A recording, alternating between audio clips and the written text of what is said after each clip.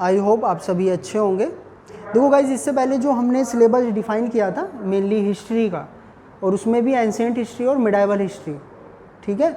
मैंने आपको बोला था कि जो हमारी आगे की जो क्लासेस रहेगी वो हम मिडाइवल हिस्ट्री से स्टार्ट करेंगे, यानी कि मध्यकालीन इतिहास। और मध्यकालीन इतिहास में हमने जो अपना पहला टॉपिक लेना था अकॉर्डिंग टू सिलेबस वो था राइज ऑफ इस्लाम, ठीक है। तो सबसे पहले हमें देखना है, देखो सबसे मेन तो यह है कि हमें पता है मिडाइवल हिस्ट्री कंप्लीट मुस्लिम शासकों का काल रहा है। अनेक मुस्लिम शासक भारत में आए और उन्होंने भारत में अपनी एक स्वतंत्र सत्ता स्थापित करी, ठीक है। चाहे वो आपका कासिम हो, चाहे गजनवी, चाहे गोरी, उसके बाद आने वाले जो भी शासक है, दिल्ली सल्तनत, या फिर हम मुग़ल काल पढ़ेंगे। तो ये जो मध्यकालीन इतिहास है इसमें हमें ओवरऑल मुस्लिम शासकों के बारे में पढ़ना होता है। अब ये मुस्लिम थे कौन, कहाँ से आए, ओरिजिन क्या है इनका, मेन थॉट क्या है इनका, ये सारी चीज़ें हमें अपना सिलेबस स्टार्ट करने से पहले जान लेना बहुत ज़रूरी है, ठीक है। तो आज का जो टॉपिक रहेगा उसमें हम मेनली जो पढ़ेंगे वो पढ़ेंगे इस्लाम का उदय, इस्लाम धर्म का उदय, rise of Islam, rise of Islam, ठीक है। अब इस्लाम के फाउंडर हर किसी को पता है कि भैया एक व्यक्ति थे जिनका नाम है हज़रत मोहम्मद, हज़रत मोहम्मद साहब। तो फाउंडर ऑफ इस्लाम हज़रत मोहम्मद साहब, इनका जो जन्म था, ये हम थोड़ा पहले इनका बायोडाटा देख लेते हैं। इनका जन्म हुआ था 570 एडी में। कहाँ पर? मक्का। मक्का कहाँ है? सऊदी अरेबिया में, ठीक है। अब इसके बारे में, इनके बारे में और देख लेते हैं। इनके पिता का नाम था अब्दुल्ला, माता थी इनकी, माता छोड़ो, माता का इम्पोर्टेंस नहीं है, इनकी पत्नी थी खदीजा। इनके चाचा थे अबू तालिब, अबू तालिब। चूँकि इनके जन्म के टाइम ही इनके माता पिता की मृत्यु हो गई थी, जिस कारण इनका जो पालन पोषण हुआ है वो इनके चाचा के द्वारा हुआ है, जिनका नाम था अबू तालिब, ठीक है। इनकी एक पुत्री थी जिसका नाम था फातिमा, और फातिमा का जो विवाह किया था इन्होंने, उनका नाम था अली। तो अली कौन हुए? इनके दामाद, ठीक है। तो ये बेसिक इन्फॉर्मेशन हुई आपका हज़रत मोहम्मद साहब के बारे में। अब हज़रत मोहम्मद साहब के बारे में क्यों पढ़ रहे हैं हम उसको देखते हैं आगे, ठीक है। ये बेसिक इन्फॉर्मेशन है, नोट्स आपको मेरे साथ ही बनाते हुए चलना है। सारी इंपॉर्टेंट चीज़ें जो होगी मैं बोर्ड पे लिखता हुआ चलूँगा। मे भी हो सकता है कि क्लास थोड़ी लंबी हो, बिकॉज हम यहाँ सारी इन्फॉर्मेशन बोर्ड पे लिखेंगे तो क्लास लंबी होनी ही है, ठीक है। अब देखो होता क्या है, टाइम पीरियड होता है 610 एडी का। अब 610 एडी क्यों इम्पोर्टेंट है हमारे लिए? देखो हमें पता है कि हज़रत मोहम्मद साहब इस्लाम धर्म के फाउंडर हैं, ठीक है। अब 610 हमारे लिए इसलिए इम्पोर्टेंट है कि जो आपके मोहम्मद साहब थे, मोहम्मद साहब बचपन से ही ईश्वर में ध्यान लगाया करते थे, ईश्वर में ध्यान लगाया करते थे, मेडिटेशन करते थे, और लंबे लंबे समय तक ध्यान की मुद्रा में बैठे रहते थे। फेवरेट प्लेस था इनका हीरा पहाड़ी। हीरा पहाड़ी कहाँ है? मक्का में, ठीक है। ध्यान लगाया रहते हैं ये हीरा पहाड़ी पर, किसमें? ईश्वर में। तभी एक घटना घटित होती है यहाँ पर। हीरा पहाड़ी पर एक जिब्राइल नामक दूत, इसको बोला जाता है मैसेंजर, एक जिब्राइल नामक दूत प्रकट होता है हीरा पहाड़ी पर, और वो मोहम्मद साहब को, यह मोहम्मद साहब, और इधर एक साइड है आपके जिब्राइल, ठीक है। अब मोहम्मद साहब और जिब्राइल के बीच में वाद संवाद होता है, और जो जिब्राइल होता है ये सारे इस्लाम के थॉट्स किसको बताते हैं? मोहम्मद साहब को। जिब्राइल इनको बोलता है कि भैया आप पृथ्वी पर अंतिम पैगंबर हो, आपका जो काम है पृथ्वी पर वो है इस्लाम धर्म का प्रचार प्रसार। ठीक है, अल्लाह ने आपको पृथ्वी पर इस्लाम धर्म के प्रचार के लिए चुना है। आपको मिलाकर लगभग 2 लाख प्लस पैगंबर ऑलरेडी पृथ्वी पर आ चुके हैं, और जो आप हो आप अंतिम पैगंबर हो। कौन बोलता है? जिब्राइल। जिब्राइल कौन था? इसको अल्लाह ने भेजा था पृथ्वी पर, किस लिए? मोहम्मद साहब को ज्ञान देने के लिए। ठीक है, किससे संबंधित ज्ञान? इस्लाम धर्म से संबंधित ज्ञान। तो सारे इस्लाम के थॉट्स जिब्राइल मोहम्मद साहब को बताता है। तो आपके मोहम्मद साहब 610 से ही फिर अपने नाम के आगे पैगंबर लगाते हैं। पैगंबर का अर्थ होता है अल्लाह का प्रतिनिधि। अब मोहम्मद साहब जो थे ये अपने नाम के आगे लगाएंगे पैगंबर, पैगंबर हज़रत मोहम्मद साहब। अब पैगंबर का अर्थ होता है अल्लाह का प्रतिनिधि। जिब्राइल इनको सारे इस्लाम धर्म से रिलेटेड थॉट्स देकर गायब हो जाता है। ठीक है, अब जो आपके पैगंबर हज़रत मोहम्मद साहब हैं, अब 610 एडी में आपका इस्लाम प्रारंभ हो जाता है। इस्लाम धर्म का प्रारंभ कब से हुआ? 610 एडी। कहाँ से हुआ? बिकॉज हीरा पानी कहाँ है? मक्का से। ठीक है, अब जब इनकी जिब्राइल से वाद संवाद हो जाता है तो ये फिर पहाड़ी से नीचे आते हैं और क्या करते हैं? इस्लाम प्रचार। इस्लाम प्रचार करेंगे। अब जो इनके अनुयायी होंगे, इनके जो अनुयायी होंगे वो रीच करेंगे, जो इनके फॉलोवर हैं वो बढ़ेंगे। किस रीजन में? मक्का वाले रीजन में। और बहुत तेजी से फॉलोवर रीच होते हैं इस्लाम धर्म को मानने वाले। क्लियर है? इसी कारण हम देखते हैं कि जो सेंट्रल एशिया में जो भी कंट्रीज़ हैं, सर्वाधिक मुस्लिम लोग वहीं पर स्थापित हैं। ऐसा क्यों? बिकॉज इस्लाम धर्म का ओरिजिन ही भैया आपका मक्का से हुआ है, तो ऑब्वियस है कि वहाँ पर इस्लाम लोग ज़्यादा होंगे। ठीक है, कहा जाता है कि इस्लाम धर्म के प्रारंभ के लगभग 100 या 200 वर्षों में विश्व का लगभग 20% मुस्लिम पॉपुलेशन बढ़ गई थी।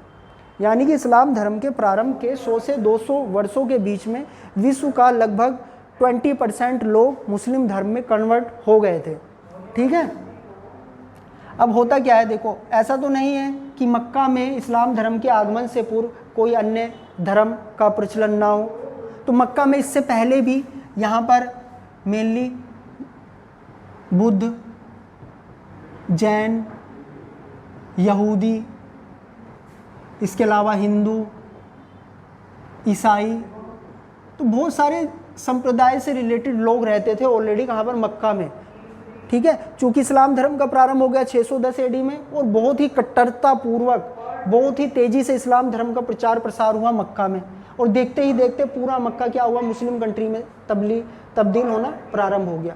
अब हुआ क्या, जो अन्य धर्म के लोग थे ये मोहम्मद साहब का करते हैं विरोध करेंगे और टाइम पीरियड रहेगा 622 एडी।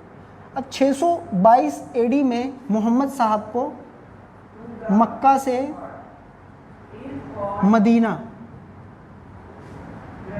से मदीना जाना पड़ता है, जाना पड़ा। और यह घटना हिजारत कहलाई।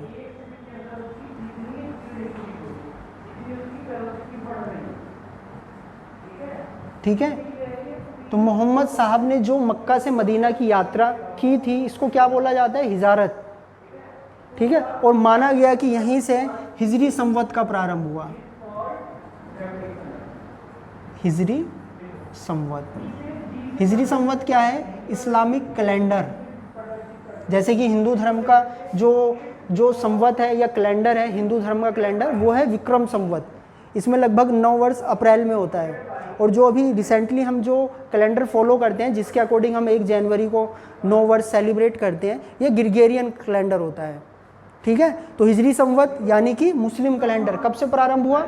जब पैगंबर हजरत मोहम्मद साहब ने मक्का से मदीना की यात्रा करी। ठीक है, इसी कारण हम देखते हैं कि इस्लाम धर्म के 2 प्रमुख तीर्थ स्थल हैं, एक है मक्का और एक है मदीना।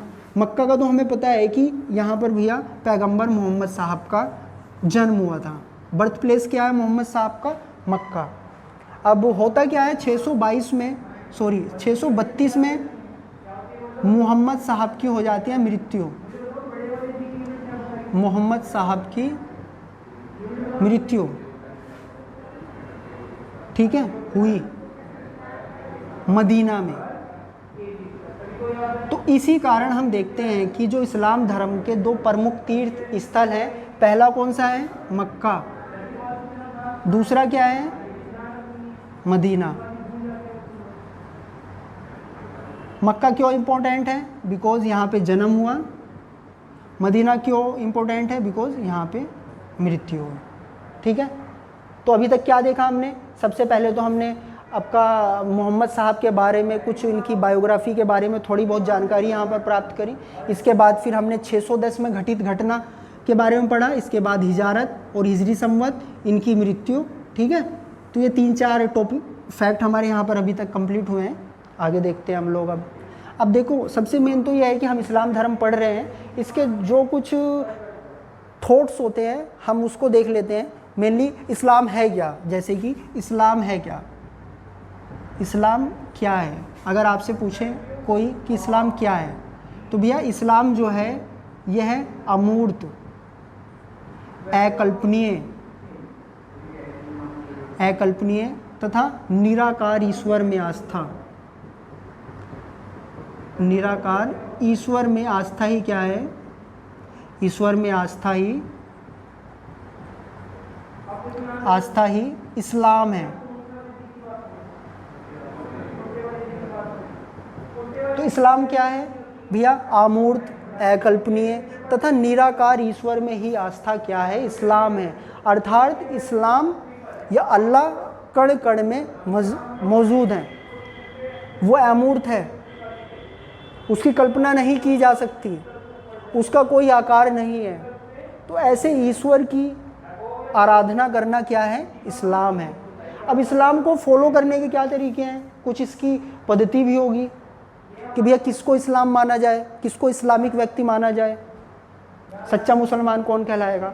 तो अकॉर्डिंग टू 6th क्लास की NCERT के अनुसार इस्लाम धर्म को 5 स्तंभों में बांटा गया है, या इस्लाम धर्म के 5 स्तंभ बताए गए हैं।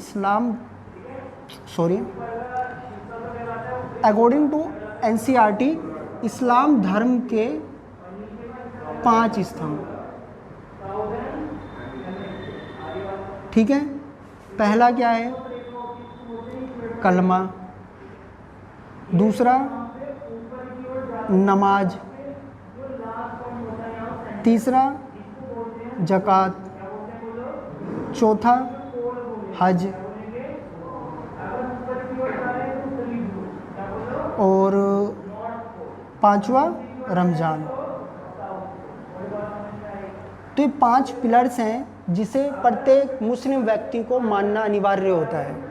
ठीक है, कलमा क्या होता है? कलमा का अर्थ होता है ला इलाहा इल्लल्लाह मोहम्मद रसूल अल्लाह। कलमा का अर्थ है कि भैया अल्लाह एक है,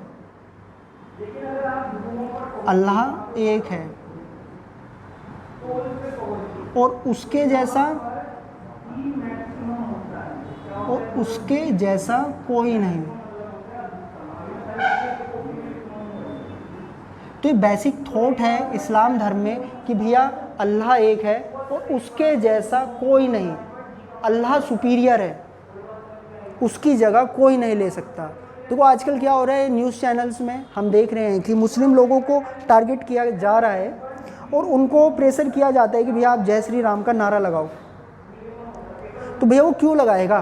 बिकॉज कलमा के अकॉर्डिंग वो अपने ईश्वर को सबसे ऊपर मानता है। तो आप उसको प्रेशराइज नहीं कर सकते हो, बिकॉज एज अ कॉन्स्टिट्यूशन उसको आज़ादी है। किस चीज़ की आज़ादी? अपने धर्म को मानने की। और उसका धर्म कहता है कि अल्लाह सबसे ऊपर है, उसके जैसा कोई नहीं है। तो वो फिर जय श्री राम के नारे क्यों लगाएगा?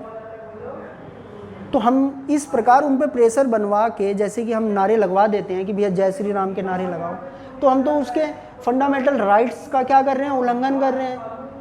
तो ये गलत बात है। बट क्या है, अब चल रहा है, लोग इतने अवेयर होते नहीं हैं।